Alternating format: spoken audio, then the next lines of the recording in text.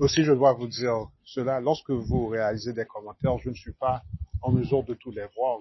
Ce qui se passe, c'est qu'il y a des gens, des groupes qui régulent les commentaires qui apparaissent sous ma chaîne. Et cela, et cela avait toujours été le cas, mais maintenant, cette régulation est devenue beaucoup plus stricte et sévère. Et je pense qu'en fait, que cette régulation est effectuée par des formes de vie non hommes, c'est-à-dire des extraterrestres. Car vous savez que la Fédération Galactique regarde et analyse les chaînes de YouTube afin de voir qui dit quoi, qui dit qui, et afin de censurer les informations qu'ils ne désirent pas que ce type d'infos soit révélé à un grand nombre de personnes. Donc, ce truc de commentaires a commencé à me faire de plus en plus chier depuis que j'ai commencé à vous parler du truc de Nebuchadnezzar, comment se réveiller, car ils ne veulent vraiment pas que cette information soit sûre. Et l'autre chose que vous devez savoir, bon, ce n'est pas afin de vous effrayer, mais lorsque vous avez à faire une mission, rien n'est sûr de comment vous allez ressortir de cette mission. Qu'est-ce que cela veut dire? Cela veut dire que vous êtes peut-être en fait un extraterrestre. C'est juste une possibilité. Il y a en fait certains extraterrestres qui étaient négatifs lors de leur mise en projection pour ce qui est de l'incarnation ici et qui sont devenus positifs ici. Et simultanément, ils sont restés négatifs en densité 4. Donc, ce que vous pouvez avoir est que vous pouvez avoir une personne qui est projetée, qui est devenue positive ici, de par son empathie pour la race des hommes, mais qui était en fait un méchant, un négatif, mais il est toujours. Donc, c'est-à-dire que cette personne est partagée ou est divisée en deux, car le corps qui est mis en usage pour la projection l'être, est négatif, alors que sa projection, qui est une projection réelle, de toute façon, et qui a gagné une vue, une force, est positive. Donc voilà de quoi je parlais lorsque je disais qu'il y a des personnes qui sont ici et que vous avez un groupe qui vous supervise et peut-être que ce groupe désire vous saboter.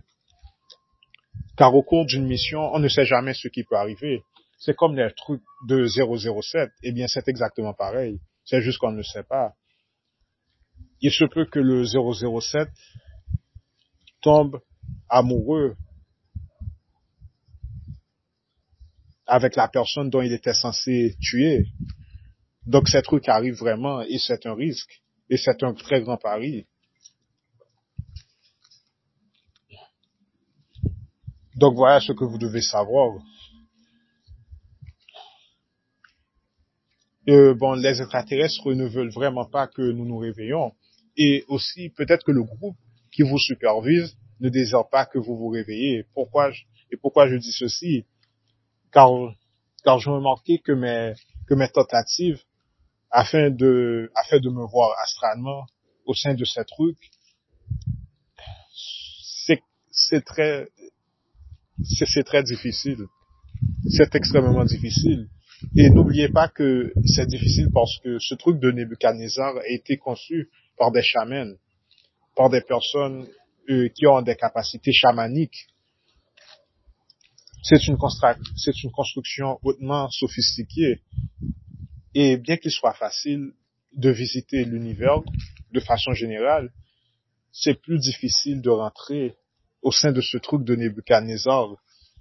Et ceci requiert d'une grande force énergétique. Donc, ne pensez pas que vous pourrez vivre comme quelqu'un le fait généralement, c'est-à-dire se masturber, manger du cochon, manger de la merde, et ne pensez pas que vous serez en mesure de visiter chaque jour le Nebuchadnezzar. C'est en fait très difficile. Et lorsque j'ai émis l'hypothèse, je parle peut-être pour moi, car je ne sais pas. Car j'en viens au fait que le consensus est qu'il n'y a aucun vraiment extraterrestre qui soit positif, car les extraterrestres qui vivent en densité 4, une perspective différente des gens qui vivent en densité 3. C'est-à-dire que même les extraterrestres qui sont considérés positifs en densité 4 sont prêts à faire des choses que nous aurions considérées comme étant abominables et dont nous ne voyons pas le but et l'objectif. Mais eux le feraient pour un plus grand bien, où nous, des gens tels que nous, seraient victimes. Et pourquoi ceci? Car il existe une guerre. Donc voilà pourquoi je vous dis de ne pas vous fier aux extraterrestres. Bien que vous correspondez vous-même à ces extraterrestres, et c'est en ce sens que je dis qu'il se peut que nous sommes partagés. En tout cas, je pense que c'est le mien. Je pense que c'est mon cas. Souvenez-vous aussi que cette incarnation de densité 3 a été mise en usage afin que certains êtres extraterrestres deviennent positifs. Donc, si cela est vrai, cela signifie que la biologie qui est un être vivant qui est mise en usage au sein du Nebuchadnezzar est en fait une méchante version, c'est-à-dire que vous avez peut-être, que vous vous êtes peut-être projeté, que vous vous êtes projeté ici via cette version de vous, à quoi vous correspondez, qui est une version négative. Et qu'en incarnant ici, et qu'avec le fil des expériences terrestres, vous êtes devenu positif car c'était en fait le but. Car certains extraterrestres deviennent positifs. Il y a certains extraterrestres qui sont positifs, qui deviennent négatifs. Il y a certains extraterrestres négatifs qui deviennent positifs. Donc, ce que je suis en train de vous dire, c'est une possibilité. Donc, si vous rencontrez des difficultés, lorsque vous rencontrez des difficultés, cela signifie qu'il y a un manque d'harmonie. Mais si vous rencontrez des difficultés, cela ne signifie pas non plus que vous êtes méchant. J'ai mis cette hypothèse dans l'air. Donc voilà, c'est très difficile tout ce truc de Nebuchadnezzar, car souvenez-vous que c'est une construction sophistiquée. Les personnes qui font ces personnes qui font ces constructions sophistiquées sont qui selon vous? Ce sont des chamans. Mais ce sont encore plus des chamans cosmiques. Et ces types sont tellement forts. Je vous ai dit qu'on ne peut pas vous tuer.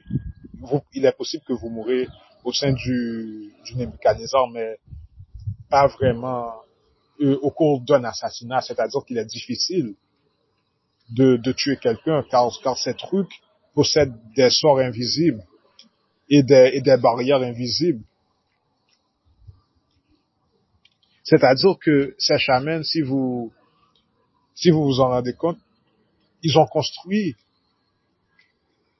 ces trucs en groupe, car le Nebuchadnezzar est la contribution d'un groupe de chamans de l'univers et des meilleurs êtres en termes de performance maléfique, de sortilège de l'univers. Donc ces personnes, en construisant les pods énergétiques, ils ont mis leurs énergies, ils ont placé une énergie pour chaque pod. Et bien que 15 ans passent, cette énergie est tellement puissante que cette énergie demeure ici. Et c'est pourquoi je vous dis de faire attention. Lorsque vous faites affaire avec des extraterrestres, la plupart des extraterrestres ne sont pas aussi forts. C'est-à-dire qu'ils ont le niveau moyen par rapport à leur densité. Comme une personne ici a le niveau moyen par rapport à sa densité propre. Mais ce qui fait la différence, c'est qu'ils proviennent d'une densité plus grande.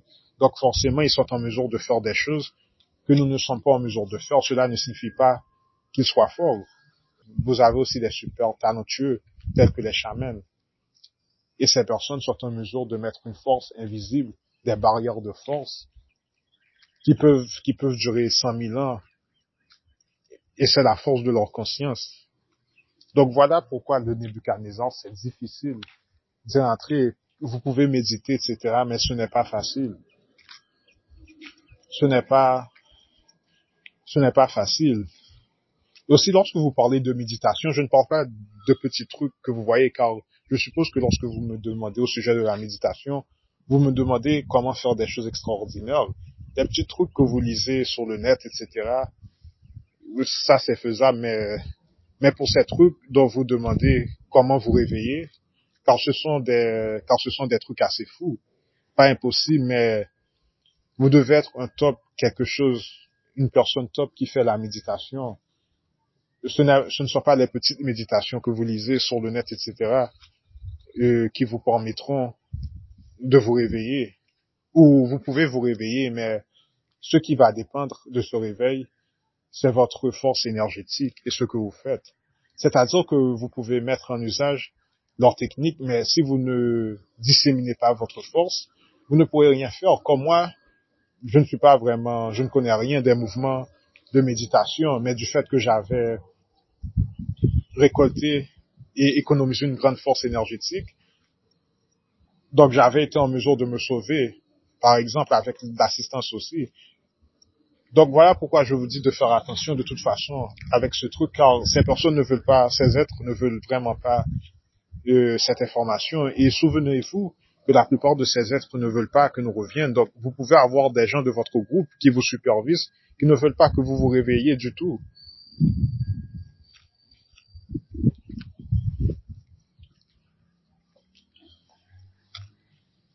Et si vous n'arrivez pas encore à vous voir régulièrement au sein du Nebuchadnezzar, eh bien, vous devez continuer à disséminer votre énergie. Vous devez être encore plus minutieux pour ce qui est de cette dissémination de votre force énergétique. Alors, bonjour les amis. Dans cette vidéo, nous devons vous parler de beaucoup de choses, car il y a des gens qui se demandent comment les extraterrestres font pour extraire de l'énergie à nos dépens. Donc, ce que vous devez savoir est qu'afin d'investiguer ce sujet, vous devez rechercher le but et l'objectif officieux de certaines institutions. Donc, lorsqu'on parle de l'extraction de notre force et de notre énergie, vous devez au moins investiguer 2 institutions qui se trouvent partout au monde. De quelque façon que ce soit, nous avons tous ce que nous appelons des entreprises de services sanitaires au sein de notre ville. Et vous savez que les entreprises et industries de services sanitaires font usage de notre urine et de notre défécation afin de produire de l'électricité. Donc c'est une des façons dont les extraterrestres récoltent de l'énergie à nos dépens, à travers la manure et ce qu'on digère, etc. Car vous savez que la vapeur est faite de gaz. Donc lorsque vous déféquez, bien que cela peut paraître comique, c'est de l'énergie, c'est du vent, du gaz et de la vapeur. La défécation, c'est de l'urine, du vent, de la défécation, de l'air, de la vapeur. Et notre défécation fait partie du cycle naturel du recyclage au sein de la Terre. Et ceci non pas seulement sur Terre, mais c'est quelque chose qui se trouve sur pratiquement toutes les planètes lorsqu'il y a vie, des formes de vie intelligentes au sein de cette planète. Donc voilà les services sanitaires. Donc voilà ce que l'État fait. On est en fait taxé alors que nos propres biologies sont utilisées. Donc on est en train de se faire taxer alors que nos propres biologies sont mises en usage et utilisées afin de faire alimenter la ville. Et c'est pourquoi le type avait dit qu'une éjaculation est considérée comme une force assez puissante afin d'électrifier une ville pour quelques secondes, quelques minutes, sans parler du fait que 2 personnes gaspillent de l'énergie sexuelle. Donc voilà un exemple. Et puis l'autre compagnie que vous devez rechercher concerne les compagnies d'utilité publique. Les compagnies d'utilité publique sont les compagnies à travers lesquelles les extraterrestres font usage afin de nous épier.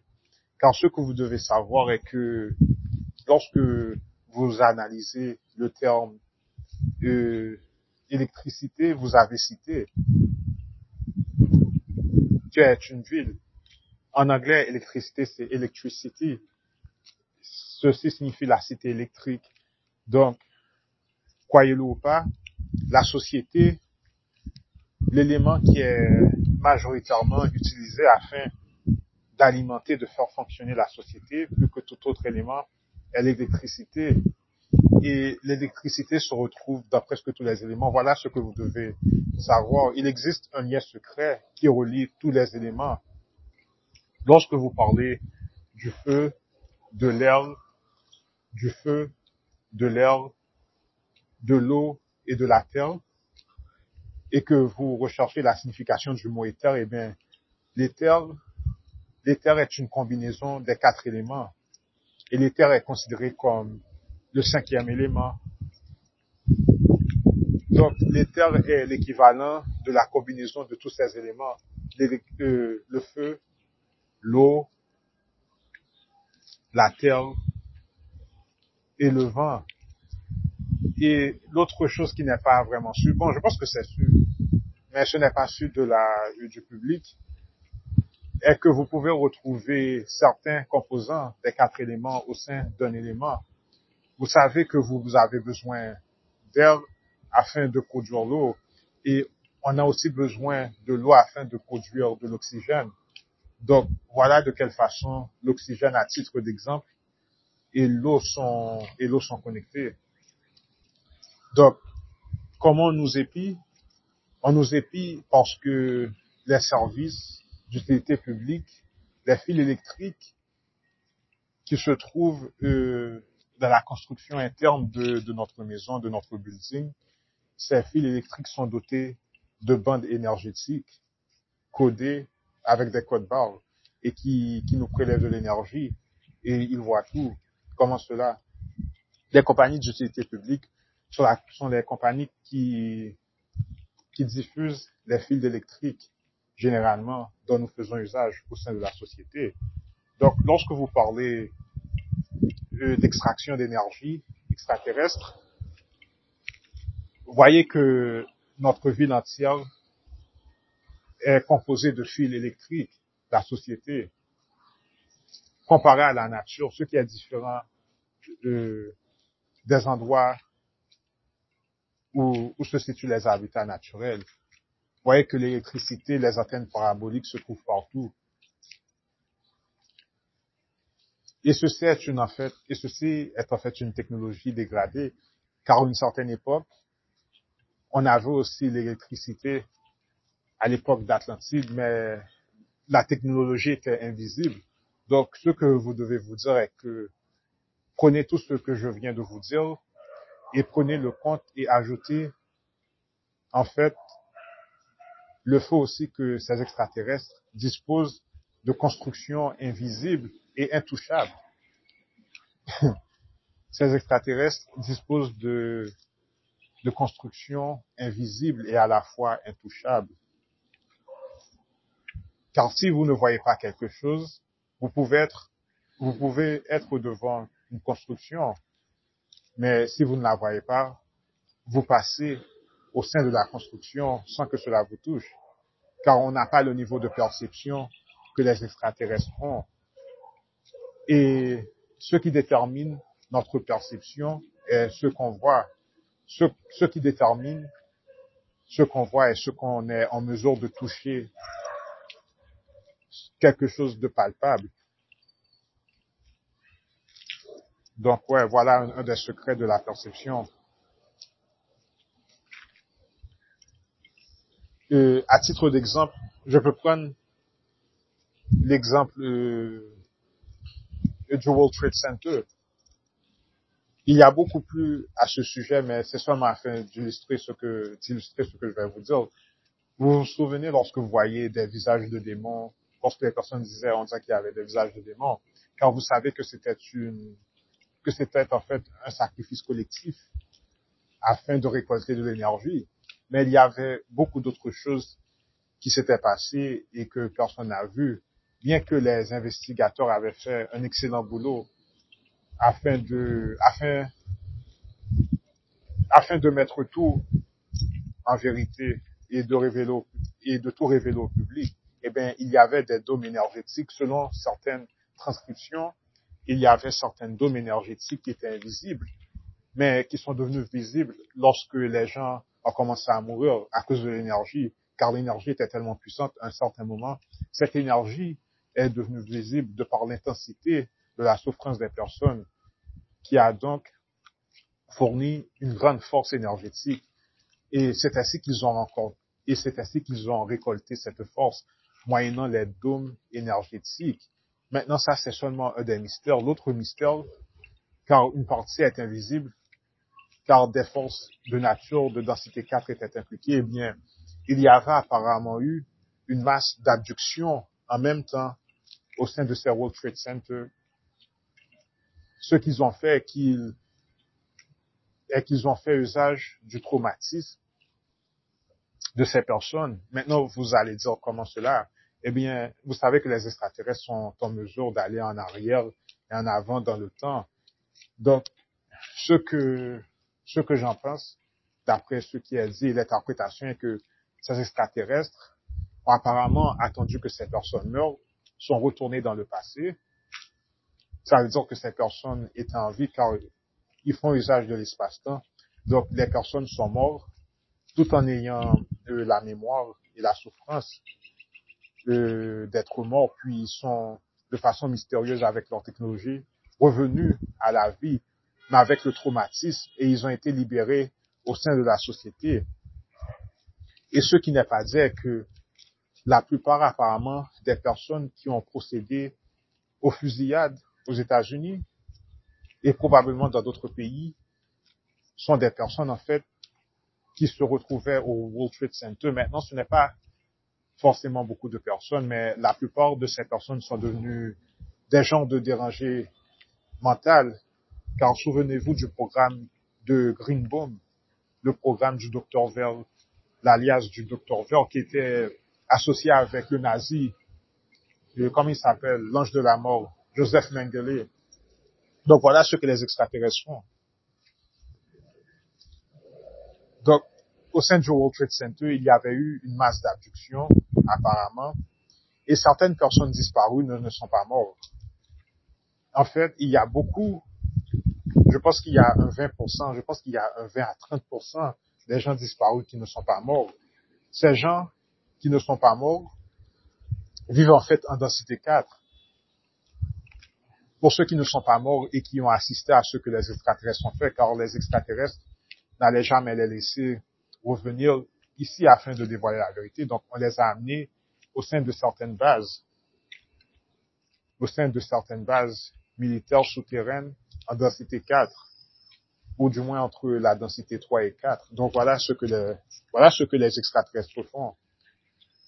Et voilà donc comment les énergies, voilà donc comment ils font afin d'extraire de l'énergie à nos dépens. Maintenant, je souhaite vous parler de la méditation, car je pense qu'il y a certaines personnes, qui demandent comment méditer. Maintenant, ce que je vais vous dire, ce ne sont pas vraiment des trucs afin de méditer, mais ce sont des trucs qui vont faciliter votre capacité à méditer. Ce sont des trucs qui permettent de mettre votre corps, votre biologie en aisance afin de méditer. Car vous devez être en bonne santé afin d'être un excellent méditateur. Je ne sais pas si ce terme existe, mais afin d'être quelqu'un qui sache méditer, vous devez être en bonne santé. Donc la moindre des choses à faire est de faciliter l'aisance de votre biologie. Donc voilà, mes conseils est que vous ne devriez pas méditer tout de suite après avoir mangé. Pourquoi? Car lorsque vous mangez, eh bien, votre capacité à respirer diminue, car vous venez d'avaler quelque chose, et votre pression artérielle, votre pression sanguine augmente. Alors que la méditation, c'est vraiment la promotion de l'aisance et de l'aisance de pouvoir respirer d'une certaine façon. Donc, il est préférable pour vous de manger peut-être 6 heures avant, ou sinon de méditer à la suite de quelques heures lorsque vous avez fini de manger. lorsque vous vous sentez léger et, et à l'aise. Donc, c'est à vous de trouver le juste milieu et la balance. Pourquoi?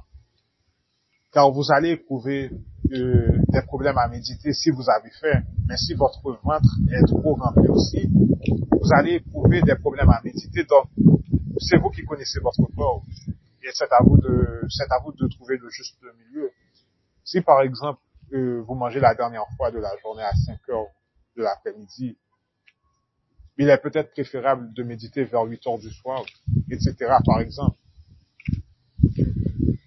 Car si vous allez méditer à 11 heures, il se peut que vous commencez à avoir faim. Donc voilà. Et pourquoi la respiration est importante? Pourquoi votre qualité respiratoire est importante? Car votre performance avec la méditation dépend de votre capacité respiratoire. Et mes meilleurs résultats, bien que je ne sais pas comment méditer, c'est-à-dire que je ne fais pas tous les mouvements, je ne mets pas mes mains comme ça, mais j'ai de remarquables résultats. Et les meilleurs résultats que j'ai eus, c'est en fait lorsque j'avais l'habitude de jeûner. C'est-à-dire que vous savez que lorsqu'une personne jeûne, le jeûne permet en fait à la personne, au poumon de la personne, d'absorber plus d'air qu'en temps normal. C'est-à-dire qu'une personne qui jeûne, naturellement, a une meilleure capacité respiratoire à faire usage du vent. C'est-à-dire qu'il peut faire plus avec moins, avec un ratio moindre de quantité de qualité de vent qu'il reçoit. C'est-à-dire qu'il respire bien et beaucoup mieux que la plupart des gens. Une personne qui jeûne. Et c'est ce que je remarquais. Lorsque j'ai arrêté le jeûne tel que je le faisais, ma tension a en fait augmenté. Lorsque vous jeûnez, votre tension diminue. Maintenant, les athlètes le savent aussi, car c'est pourquoi les athlètes ont un battement de cœur bas. Car en faisant du sport, ils font mieux usage de leur capacité respiratoire qu'autrui. Donc voilà un des secrets. Il est préférable que vous, qu'en même temps que vous méditez, que vous preniez soin de votre santé et que vous prenez soin de votre santé afin de diminuer la quantité de graisse que vous avez sur vous. Car ceci est important, la quantité de graisse. Et les meilleurs résultats que j'ai obtenus, et quand je sais que tout le monde n'est pas pareil, les meilleurs résultats que j'ai obtenus proviennent du fait que je jeûnais en méditant. Donc voilà. Et pourquoi cela? Car vous verrez que plus il vous est facile de respirer en méditant, moins vous serez fatigué. Plus il vous est difficile de respirer, plus vous devez faire de l'effort et plus vite vous serez fatigué, et ce qui va réduire votre performance. Aussi, ce que je dois vous recommander, essayez aussi de déféquer avant de méditer, car la défécation fait réduire la pression sanguine, etc. Donc, n'allez pas méditer si vous avez un morceau de truc qui est coincé dans votre ventre.